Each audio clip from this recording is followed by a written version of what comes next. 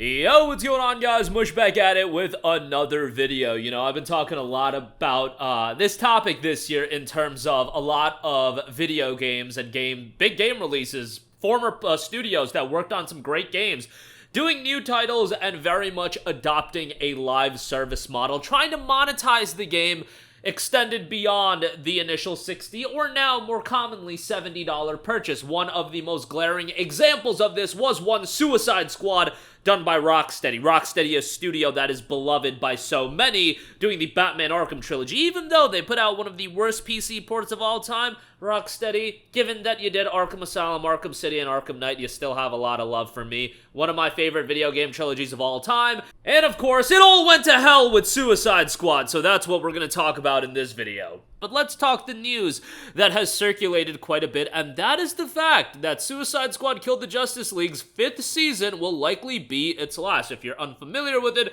Suicide Squad Killed the Justice League is very much a live service title that has the seasonal format, where new seasons drop. You've got content coming out with every season, although the content rollout for those seasons, most would say, I think, have been a little bit lukewarm. I don't know, is that a little bit of a stretch? You guys be the decider of that. Reputable insider Miller Ross noted on Twitter, Season 4 of Suicide Squad Kill the Justice League is currently slated to commence in January of 2025. This season also brings Deathstroke into the fray as a new playable character who is of two minds about rescuing the man who humiliated him in 2015's Arkham Knight. This storyline concludes in the game's 5th season when the reassembled Justice League joined forces with the ARGUS to end Brainiac's multiversal reign of terror. Sources tell me that this will likely serve as the game's finale, with the recent Season 1 doing a little to reignite sales. Oh, am I all that surprised about that? Now, if you guys don't know, Suicide Squad Kill the Justice League as a part of the PlayStation Store spring sale is actually heavily discounted. Remember, this was a $70 game release, $100 if you wanted to buy the Digital Deluxe Edition. On top of that, the Digital Deluxe Edition did come with the Early Access gimmick, which I am not a big fan of, as you guys may have known from several of my other videos. But that Early Access didn't work all too well, and it came with a redeemable token for one of the battle passes. So with all that being said, it was a $70 game with a $100 deluxe edition, and it was adopting a live service model. But circling back to the PlayStation Store sale, it is heavily discounted right now. Now, bear in mind, it hasn't been 3 months since the game dropped. It dropped at the end of January. Is it 20% off? No. 30% off? No. 40% off? No. It is 50% off. So the base game was $70. It is on sale for $35 right now. Think about the games that hold up in price, and generally speaking, top-level games, high-quality games, do hold up in price. Unless, and very much, I don't know if we want to call Ubisoft games top level, but Ubisoft titles, especially the live servicey ones, go on sale very, very quickly. It makes sense as far as these styles of games going on sale very quickly, because the idea is they get your foot in the door and then they can monetize those sales after the fact on top of the initial revenue that they generated. So they're selling you Suicide Squad for $35. Make no bones about it, their ultimate goal is to get $350 out of you. That would be the ultimate goal that they would have had prior to the game releasing. That's why live service has become such an attractive option, or at least the idea, because that's all it is for most of these publishers. It's an idea, that gravy train that they are so desperately chasing for. They are chasing it like chasing the dragon, so to speak, the proverbial dragon that they're trying to slay, because once you get that gravy train going, oh boy, can it get delicious, because we've seen games that are monetized beyond the initial purchase, and they can do very well. And we've seen free-to-play games monetized, and they can make money hand over fist. But let's be real, not every game is made to be that way, and it's very much a case of Rocksteady shifting from what made Rocksteady, well, Rocksteady. And you can tell me that Rocksteady is a shell of their former selves. Yes, a lot of those developers have left the studio. They've created their own studio. I believe it's called 100 Star Games. Don't quote me on that, but they do have a new studio that they've created, but it's still Rocksteady in name. And guess what? Suicide Squad was promoted on the basis. This was legitimately in the advertising material from the creators of Batman Arkham. So guess what? If you're promoting the game as from the creators of Batman Arkham, I'm going to expect that the essence of Rocksteady, the creators of Batman Arkham, will remain in the game, and that is just not the case. With Suicide Squad, that has been completely eliminated. That has been ripped out, stomped down, and it does not exist. What Suicide Squad is can it be a fun, nonsensical action open world title? Yeah, absolutely.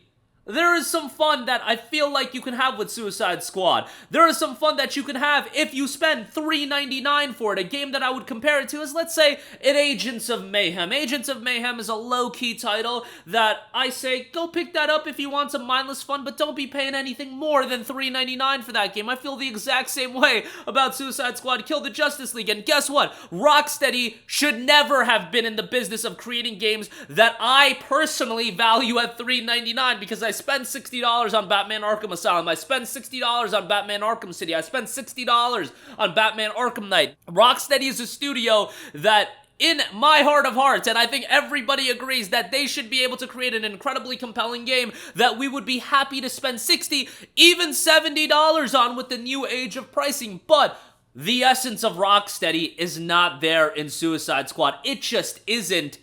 And this is a game that was clearly created and tossed together to be a long-term monetized live service experience. And how has this turned out for you? It's turned out for you in a way that myself, and let's be honest, you guys, I'm not a rocket scientist, but I can use my single-digit IQ, and I can realize that the live service model, just thrown together in every single game imaginable, is not going to fly. People are not going to be invested in every game that comes out for a lengthy period of time. That's just unfathomable. And that's not realistic for these games, but you decided to shift away from what made Rocksteady Rocksteady, and you went with this gimmicky route. Fine, it doesn't stop there. The nonsense doesn't stop there. Why is a game like this online only? And I bring this up because while it might not be a big deal to you guys always have an online connection, whatever the case may be, there's no reason for this game to be online only. Not only that, you lose internet connection for whatever reason, and by the way, there was an update that was released for Suicide Squad while I was playing the game that was knocking myself and many others, you can look this up online, off the internet, and you were losing progress as you were playing the game. I played Suicide Squad a little after launch, so my bad that I didn't decide to spend $100 on the game.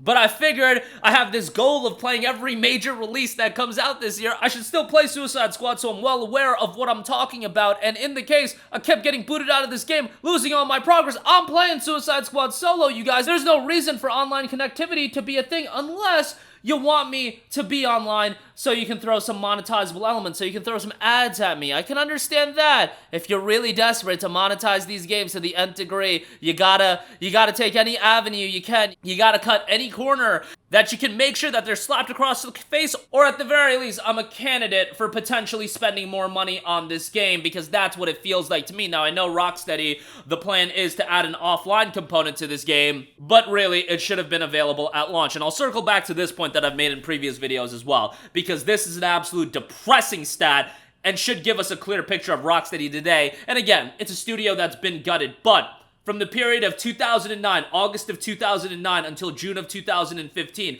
Rocksteady had released Batman Arkham Asylum, Batman Arkham City, and Batman Arkham Knight, one of the greatest trilogies in video game history. I know the rhetoric of greatest superhero video game trilogy is out there a lot, but what other really great superhero video game trilogy is there? So I'm comfortable in saying that Batman Arkham is one of the greatest video game trilogies of all time. No disrespect to Batman Arkham Origins by WB Montreal, but Rocksteady's Arkham trilogy, I think, is one of the greatest trilogies of all time. They released all three of those games in the span of 6 years. After the release of Arkham Knight, we got some DLC get released. But their next major title, what was the turnaround for that game? It was Suicide Squad. It was 9 years. 1.5x the amount of time that it took for the entire Batman Arkham trilogy to come out. And I get it that game dev times have gotten longer and longer, but still, that should give you an idea. You got the entire Batman Arkham trilogy in the span of 6 years. 9 years after Arkham Knight, we finally get Suicide Squad. I hate to say it, but there are some times that some of these studios are just absolutely washed, and gaming is very much a what have you done for me lately kind of business, and Rocksteady is absolutely washed. Now, they're also a gutted studio where a lot of the people left. I get that, but Rocksteady, throw them among the category and the group of absolutely washed studios, because that's really all you can say about them. And there are other studios that fit this category, and obviously, it's super depressing to me. I wouldn't care about this topic that much if I didn't have an affinity, an attachment towards Rocksteady, because I lived it. I remember leading into the release of Batman Arkham Asylum being a wee lad and thinking, haha, another superhero game, probably gonna be trash. And then Arkham Asylum came out and I was blown away by it. And I wasn't even a big Batman guy. I had no care in the world for Batman, but I loved Arkham Asylum, loved Arkham City, loved Arkham Knight. And what do I get 9 years later? This pile of trash that's known as Suicide Squad. Not only that, and let me add this, I hope that Warner Brothers, David Zaslav, whoever's the shot callers and making the decisions as far as these things are concerned, can assess Suicide Squad and think that, hey, maybe the live service gimmick isn't something we should completely put all our eggs into, a basket we should put all our eggs into.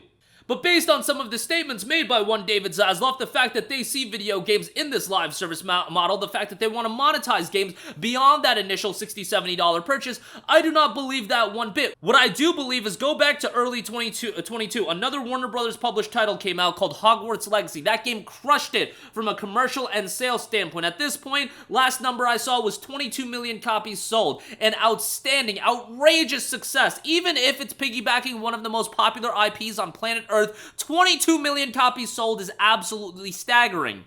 That game did not have any in-game microtransactions or anything like that. It did have a digital deluxe edition that offered 3 days of early access. Not a big fan of that, as you guys probably know at this point, as I say it over and over again, but for the most part, Hogwarts Legacy wasn't a game that was monetized to the nth degree. I personally believe, and I don't know this for a fact, but based on Warner Brothers' direction, I don't think they're thinking, hey, Suicide Squad flopped, maybe we should change direction. What I think they are rather thinking is they are salivating at the thought of 22 million people bought Hogwarts Legacy. We have 22 million potential customers for a Hogwarts Legacy 2 that you know will at some point come out.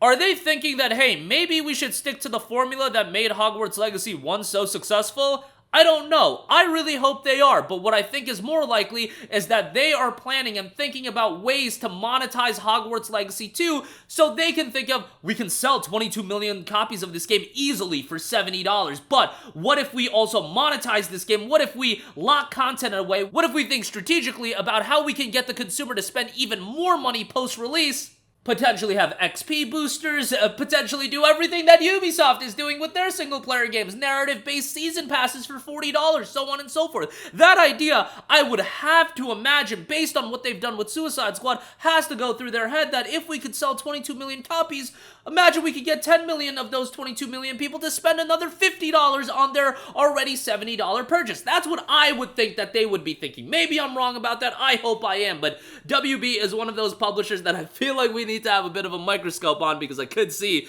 based on some of their statements, based on how Suicide Squad has turned out, they could be doing some wild live service gimmicky stuff, and I wouldn't put it past them whatsoever. But for now, what I do know is Suicide Squad, even if it doesn't shut down after Season 5, has been one of those games that has been a statement of, wow, this studio, 9 years since their last release, but their last release in Arkham Knight was pretty damn good. 9 years later, we get a game that is a complete fall off, and I think a lot of that reasoning is for the shift in the style of game and the model that the game is employing. But let me know all of your thoughts in the comments section down below. Obviously, always interested to hear from you guys. And I tried to stay a little bit more level-headed, maybe not rage as much, because these things are becoming a little bit more commonplace.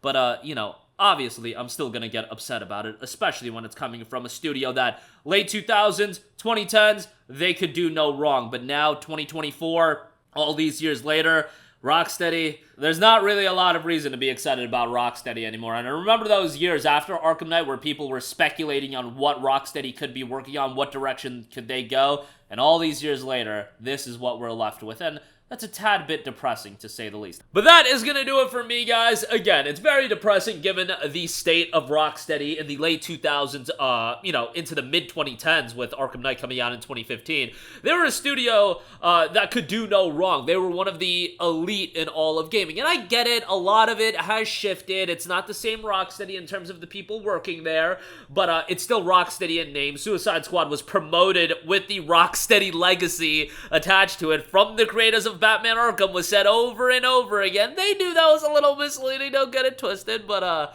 yeah, it's just a little bit depressing. And this isn't exclusive to Rocksteady. Look at a BioWare. Look at a Naughty Dog. Even a Naughty Dog, where I would say their last game was, by Metacritic standards, received really well from a consumer standpoint, a little bit more divisive, and they've been...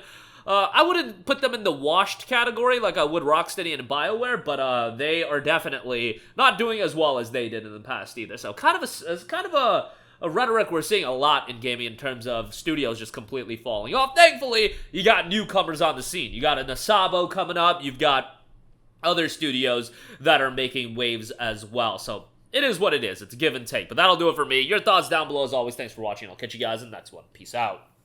Hey, what's going on, guys? Mush here again. Hope you enjoyed the video. As you guys might know, YouTube's notification system is sometimes a little bit wonky, even if you're subscribed to the channel. Maybe you're not abundantly aware that I uploaded a video. To remedy that situation, make sure you hit the bell notification button. This way, whenever I upload a new video, and I try to upload as consistently as possible, you will be notified directly of the upload, and you can watch it as soon as it goes live. I would really appreciate it if you guys hit that button so you can stay up to date with all of the content I'm posting. But as always, guys, thanks for watching, and I'll catch you guys in the next one. Peace out.